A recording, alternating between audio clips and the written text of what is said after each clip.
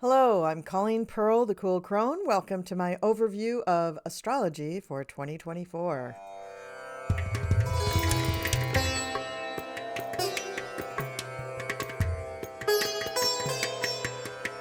If you'd like to book a reading with me, please go to my website, www.thecoolcrone.com, and look for the Book Now or the Services tab. Under Services, you'll see a listing of all the things I offer, as well as have an opportunity to book a reading. In this video, we will be looking at several key factors for 2024, and I will involve the movements of Mars, Mercury retrograde, the eclipses, and Jupiter conjunct Uranus in this video.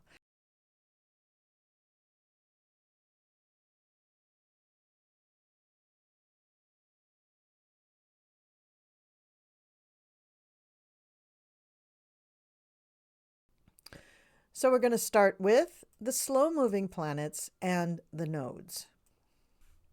The North and South nodes moved into Libra and Aries on July 13th, 2023.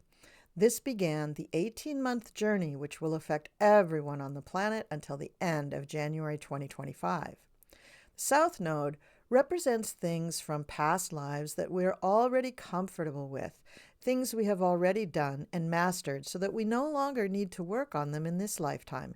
In fact, if we continue to work on these things and ignore our potential for learning new things and gaining new experiences, it can be detrimental to our spiritual evolvement. The North Node is our mission in life, our North Star, if you will. This points us toward where we need to develop and grow because it'll bring us our greatest rewards and our greatest spiritual fulfillment in this lifetime.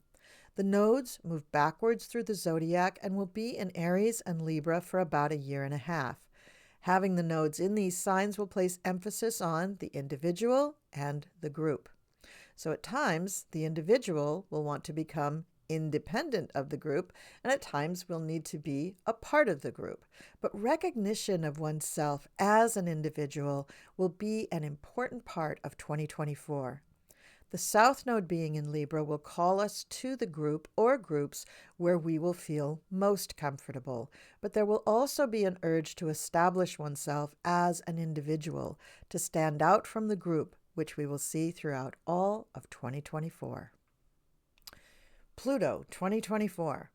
On March 23rd of 2023, Pluto entered the sign of Aquarius for just a moment, then turned retrograde and moved back into Capricorn, which is where we find it at the end of 2023. Pluto enters Aquarius again on January 21st of 2024.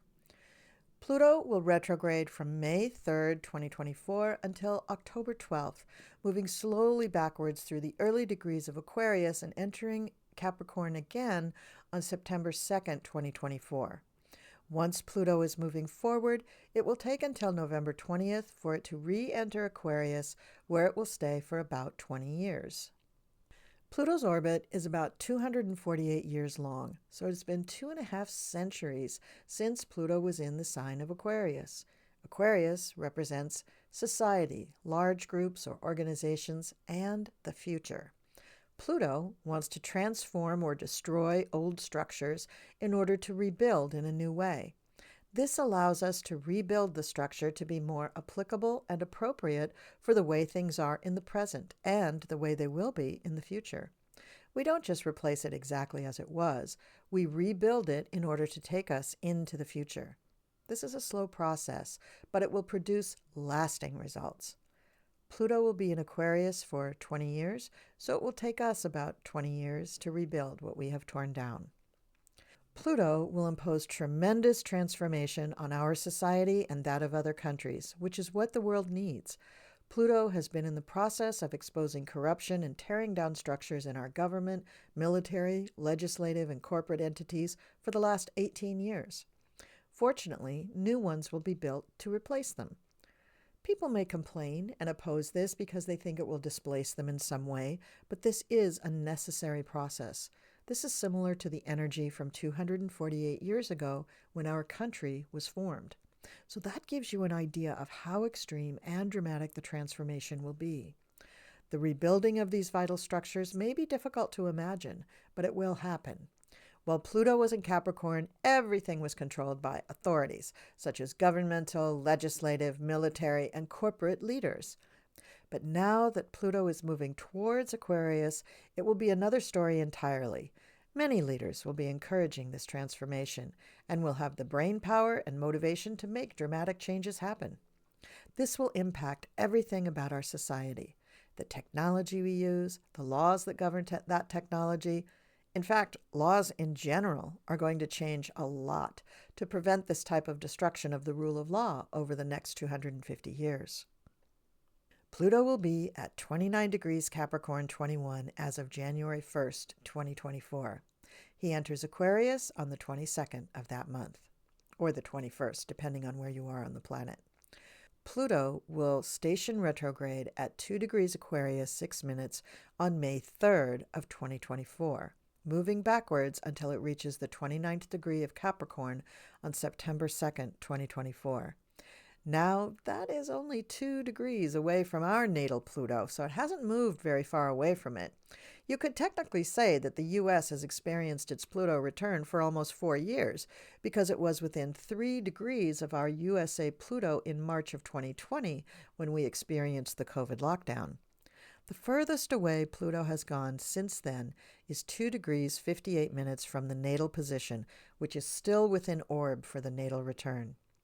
With all of its retrograde motion, Pluto has been within orb of our natal return for all of 2023 and will remain so until December of 2024. So things will continue to be dredged up and revealed if they're too corrupt or too weak to continue, and ultimately transformed. In addition, Pluto will also feature in a few very important conjunctions for 2024. The Sun-Pluto conjunction on January 20th and 21st of 2024, the Mars-Pluto conjunction February 13th through the 15th of 2024, the Venus-Pluto conjunction February 17th, 2024. Knowledge, communications, and technology will form the backbone of the structural changes to our society under Pluto in Aquarius. And now let's move on to Neptune and Saturn. So Neptune will be in Pisces until March 2025. So the whole year of 2024, Neptune will still be in Pisces. Saturn will be in Pisces until February of 2026. So all of 24 and 25, Saturn will be in Pisces. Saturn has been in Pisces since March 2023. It will remain there until February 2026, as I just said. As these two planets travel through Pisces, whether they are very close or not, they are in the same sign. These two planets represent very different things. Neptune represents dreams, Saturn represents reality. For people with the sun or moon in Pisces, Saturn will be saying, okay, you have a dream, but what are you doing to make it a reality? In May of 2025, Saturn will meet up with Neptune in the sign of Aries, but that is the topic for another video. And now on to Uranus for 2024. Another planet that is going to influence our societal transformation is Uranus. Uranus has been in Taurus since 2018. Now, in the last half of 2023, Jupiter joined Uranus in the sign of Taurus, and in April of 2024, these two are going to have a big conjunction. Uranus is the ruler of Aquarius, where Pluto is going to be in April. Taurus and Aquarius are both fixed signs, meaning there will be a clash between Uranus and Pluto, so get ready for that. In general, 2024 will be a bit chaotic and uneven due to the upheaval caused by Pluto, but the friction created between Uranus and Taurus and Pluto and Aquarius ultimately will be stabilizing because Uranus is an earth sign, which is calming, and both Taurus and Aquarius are fixed signs, which means they're very stable. This is good. Having Pluto in an air sign may be difficult. The air signs are all about mental things. They're great for communicating, but not so much for putting things into action and getting things done. For that, you need fire and earth signs. Uranus and Taurus will affect our material possessions and things from the earth, like food, gas, minerals. This will also affect weather and the atmosphere, which will be a little crazy with Uranus at the helm. Uranus will go into Gemini in 2025, where it will be in harmony with Pluto, so look for things to begin to settle into a rhythm in 2025. We will have gone through the resistance to the changes, and people will begin to get down to the business of making those changes in 2025. Now let's move on to the personal planets. And the first planet we're going to talk about is Jupiter. In 2024, Jupiter will amplify and magnify the types of concepts that Uranus will actually bring about in 2025. People who have the Sun in Taurus have been benefiting from Jupiter in Taurus throughout the latter half of 2023, which will continue into 2024. And once Jupiter moves into Gemini, which is later in 2024, people born under that sign will begin to feel Jupiter's blessings. When Uranus changes into Gemini on July 31st, 2025, that's not 2024, this is the next year, it will also bring benefits plus a bunch of chaotic and sudden changes to the lives of most Geminis for another 7 years. Now, Jupiter is going to reach the position of Uranus on the 20th or 21st of April, and that's going to trigger an opportunity for change. The probability here is that it will be radical change. We should try to prepare for the change, but because it's Uranus and it will be a surprise, we'll probably end up just rushing into it headlong. Now, to make matters more complicated, there will be an eclipse on April 8th, which has the potential to cause many people to make some dramatic changes even before this conjunction. On April 20th or 21st, depending upon your location on the planet, Jupiter will conjunct Uranus for the first time since, get ready for it, 2011. Typically, a conjunction between Jupiter and Uranus will influence technology in a profound way, perhaps changing the course of our lives, as it did with the conjunction of 1941. In 2024, Uranus will assist technology, including AI, to become more stable and more applicable to daily living. Uranus and Taurus will also influence the agriculture and food industries, while Jupiter in all of this will enlarge the results of whatever Uranus is doing and make new discoveries available and known to the world at large. For the last conjunction in Taurus, we have to go back to 1941. During World War II, many new products and systems were developed that became mainstays of the American home. Medical advances, scientific, military, and technological developments changed the way we live, so much so that the post-World War II era is the point in time that we began to call modern life. The cavity magnetron was invented during this time, which was the precursor to the microwave oven. This technology was initially used to improve radar technology, and using radar for both military and weather tracking was pioneered during this time. Computer technology was also advanced at this time mainly due to the war. Computers were designed for computing, making mathematical calculations that would take humans hours to do. In medicine, we developed systems for blood transfusions, skin grafting, and trauma treatment, as well as antibacterial treatment. It was during World War II that British and American scientists worked collectively to begin large-scale production of penicillin.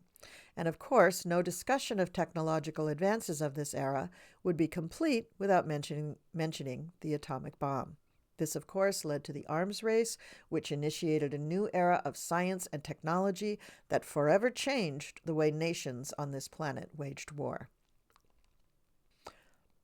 In previous conjunctions and oppositions, foods like M&Ms and Cheerios were introduced to the public, instigating astounding public notoriety and also changing the way we look at these types of foods. According to Jessica Davis on her 2017 Astro Journal, the Jupiter-Uranus conjunction heralds breakthroughs and discoveries in science, innovation in technology, creative and philosophical awakenings and new ideas, revolutions and increasing demands for freedom and equality, political and social rebellions, protests, and new beginnings in many areas. Wow, that's a lot. Tremendous artistic output that felt new and fresh was also associated with the conjunctions of these two giants. Music, 1954. Jupiter was conjunct Uranus in the sign of Cancer. Rock and roll becomes an identity. Elvis Presley's That's All Right tops the charts.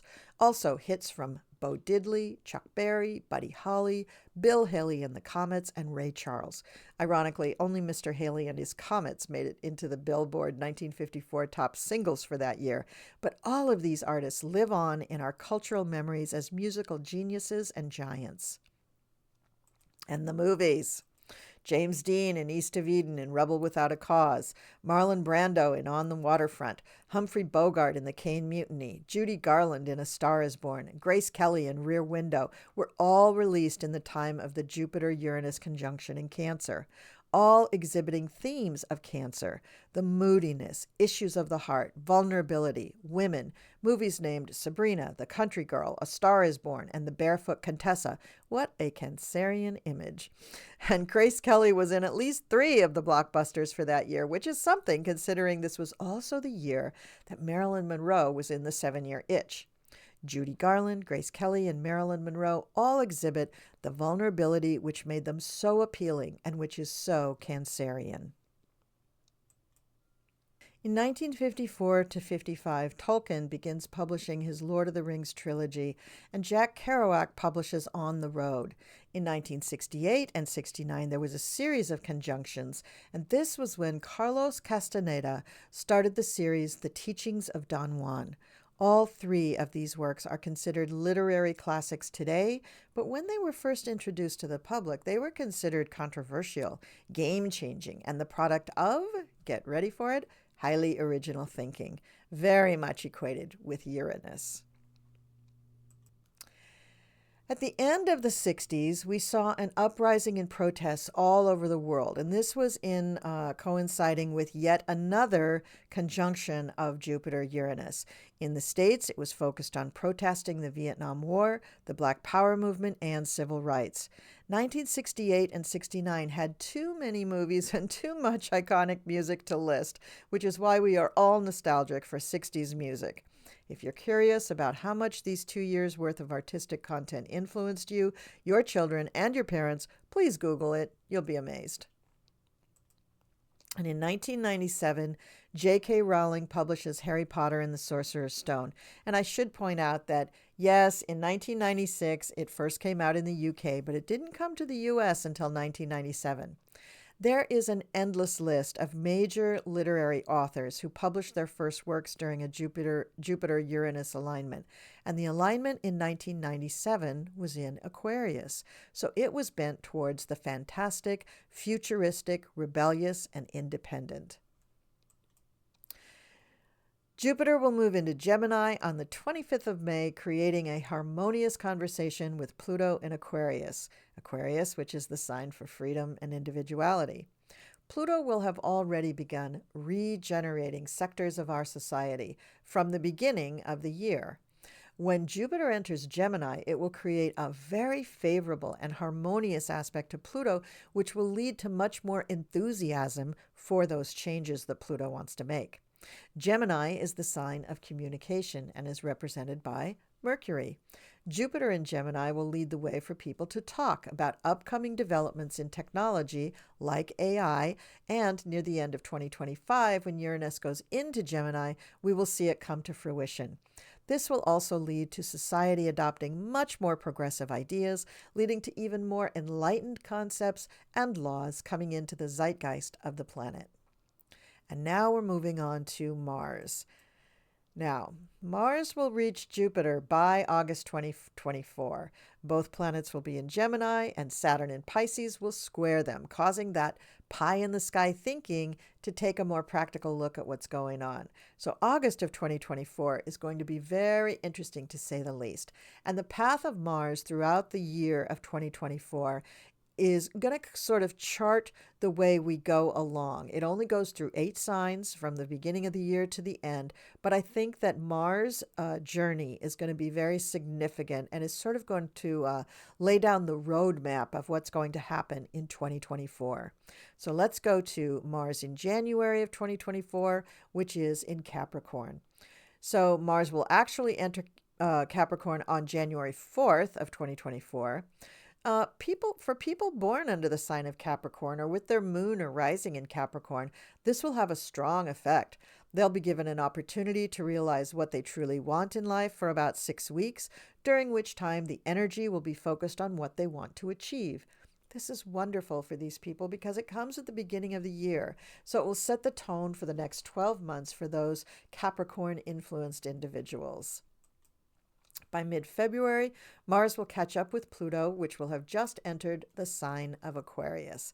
This is the sign that represents the masses and society, so at this moment, we should be very purposeful about changes for our social environment.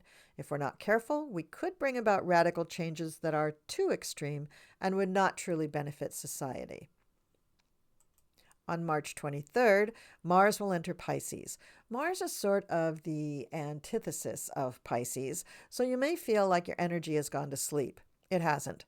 Mars is giving you energy to explore your dreams, not just your goals, but your actual dreams occurring during sleep, and your subconscious and spirituality. It will also see lots of people volunteering to help with charities or for humanitarian causes, perhaps even joining groups who help with natural disasters. Giving, spirituality, helping others, and your subconscious will be the topics of the day and subjects where your energy is directed. If you find yourself becoming depressed or unmotivated to do things, investigate these topics and see if that doesn't help you come out of your doldrums and find meaning in life. On April 10th, Mars will conjunct Saturn at 14 degrees Pisces. Mars will be the trigger to Saturn, and fortunately, both planets will be in harmony with the Moon, Jupiter, and Uranus on that day. This will all foreshadow the conjunction of Jupiter and Uranus, whose energy will last from mid-April to the end of that month. April will be a very important month in 2024, but the entire year will be one of reacting to the triggering effect of Mars. Mars triggering Saturn assures that things will get done, that projects will be realized in full. The next major transit involves Neptune when it conjuncts Mars on the 28th of April. The energy of this aspect is split between Pisces and Aries. Mars enters Aries on the first day of May, where it is very strong. During the latter half of May, we have a conjunction between Mars and the North Node, and then a conjunction between Mars and Chiron on May 30th. Now, Aries is the sign of I am, meaning this energy is pushing you to become who you want to be, not who you have been in the past. In other words, moving forward and putting yourself forward to the world as the new you. This could trigger some conflicts, so please be aware of yourselves and your surroundings during the latter half of May. This could also trigger some sudden health issues. Mars will continue through Aries and will transit Taurus from the 9th of June for about 6 weeks. Taurus is the sign that represents the good things in life. So during this period, we're going to be more motivated to take advantage of the good things in life, such as food, money, and anything you love and appreciate. Mars represents our tendency to go too fast, want too much, and act impulsively or rashly in an effort to protect what we have. This can trigger conflicts as well, until Mars reaches Uranus near mid-July, which is where we want to change and change suddenly. Uranus represents reactions that are very unexpected and can also represent unexpected actions to take place around us. This will be triggered by Mars creating a lot of tension around this sudden change, as well as making us feel a surge of energy, which may be difficult to handle. Mars will enter Gemini on July 21st, where you'll feel things speed up. Mars in Gemini will have you driving too fast and really acting impulsively, so be careful during Mars in Gemini. If you can combine the intellect and curiosity of Gemini with the ambition and energy of Mars at this time, you'll be able to make the most of this energy. Even though Pluto retrogrades on May 3rd, that won't really slow you down, although certain issues may come back around for you to deal with. Just keep in mind that you need to be a bit careful and circumspect during the latter portion of July and all of August. Mars is going to be in Cancer for about 6 weeks from the 5th of September, and at the end of this transit, he will trigger a lot of personal needs surrounding the family. By the end of this transit, Mars will make an opposition to Pluto, and then it will transit in Leo, which is going to last quite a while. Why? Because Mars is going to retrograde in Leo, continue backwards into Cancer, then station, and move forward into Leo once more. The Mars opposition with Pluto is going to trigger the energy of regeneration and reconstruction. So Pluto, which is in harmony with Uranus and the North Node, will also be in harmony with Neptune and Mercury. This is a moment during which you should take action and do what needs to be done without regenerating or transforming something in your life or changing things at a very deep level. Your dreams, represented by Neptune, will become quite important and emphasize the spiritual dimension of your life. Mars enters Leo on November 5th, 2024, stationing retrograde on December 7th, 2024, at 6 degrees Leo, 10 minutes, then moving back into Cancer by January 7th, 2025. So at this point, Mars will have already spent about 2 months in the sign of Leo, which is the normal amount of time for Mars to transit. But we're just getting started. Mars continues moving backwards in Cancer until February 24th of 2025, when it stations direct at 17 degrees Cancer 1 minute. So if you're still with me, that's 3.5 months of Mars staying in pretty much the same area of the zodiac. He continues moving forwards in Cancer until he reaches Leo on April 19th, 2025, and completes his tour of Leo on June 18th, 2025. That means that in between a lengthy stay in Leo, Mars will spend about 2 months in Cancer, only to return and wrap up its tour in Leo, covering a period of 6.5 months. Woo! So that's why the transit of Mars starting near the end of 2024 is so important to our Pluto transit. This is the saga that Mars will take through Cancer and Leo. We start out with Mars entering Cancer on the 5th of September in 2024. Then it enters Leo 2 months later on November 5th. Then it goes retrograde in Leo at 6 degrees Leo, 10 minutes. Then it enters Mars, it backs up into Mars, in other words, in January of 2025 on the 7th. And then it stations direct at 17 degrees Cancer 1 minute on February 24th, 2025. Then it continues on and enters the sign of Leo on April 19th, 2025.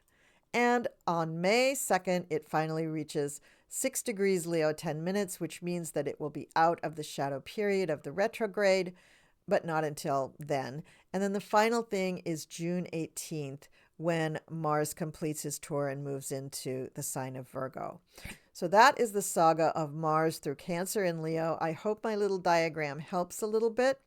I know that trying to plot the retrograde motions of planets and trying to visualize how they're going to move over these degrees over and over again is kind of challenging.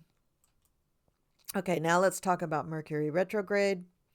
So if you have sensitive points or planets near the degrees where Mercury is retrograding, you will be very sensitive to Mercury retrogrades. And especially if you have Mercury in a fire sign, then all of the retrograde periods this year are going to hit you strongly. Mercury is going to retrograde 3 times in 2024. The first time will be in Aries from April 2nd until April 26th. The second time will be in Leo from August 6th until August 29th. And the last time will be in Sagittarius from November 27th until December 16th. And each time it will be in a sign that belongs to the element of fire.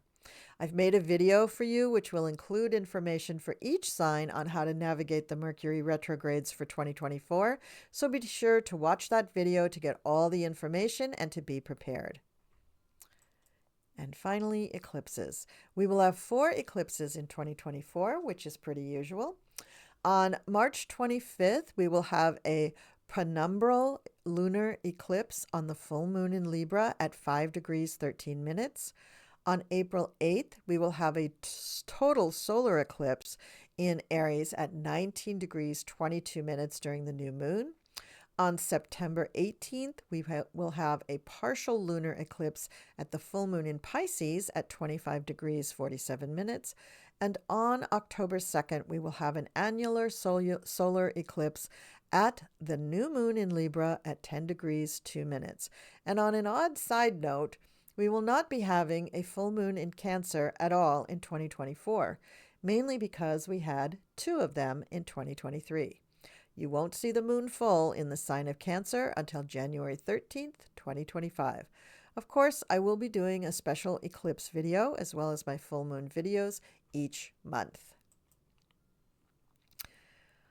So, 2024 will be a year of transition, one in which we make the transition to accepting our reality and we begin to see where we need to revamp or transform our society. As I said before, this will involve changing laws and the structure surrounding our society involving technology in a big way. The 7-year period of Uranus being in Gemini will bring tremendous benefits to our world, not just this country. Uranus being at the end of Taurus in 2024 will bring about radical changes by itself, even without Pluto's influence. But you can be sure that in 2024, radical changes will take place in your life and also in the world around you.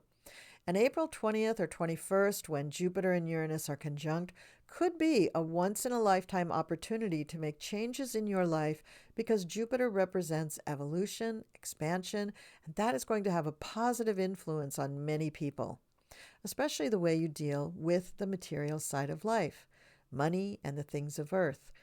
Mercantile activities will be emphasized as Venus, representing stores and purchasing, is also involved with this April activity. Venus will be in the sign of Aries. So if there's a big change you want to make in your life, and if it requires anything official, such as a license, a permit, certificate, etc., you would be wise to prepare for this April moment by getting your paperwork ready prior to April so that when it comes, you're ready to go. So thank you so much for watching my overview of 2024 astrology. Thank you very much for staying to the end. I hope you really enjoyed it and I hope you got something out of it. Of course, it will be up on my website as a blog if you want to refer back to the notes. And in the meantime, I wish all of you a glorious 2024. Stay tuned for more astrology videos so that you can learn about astrology and also that you can just use it to guide your life. Thank you so much for watching, and I'll see you next time.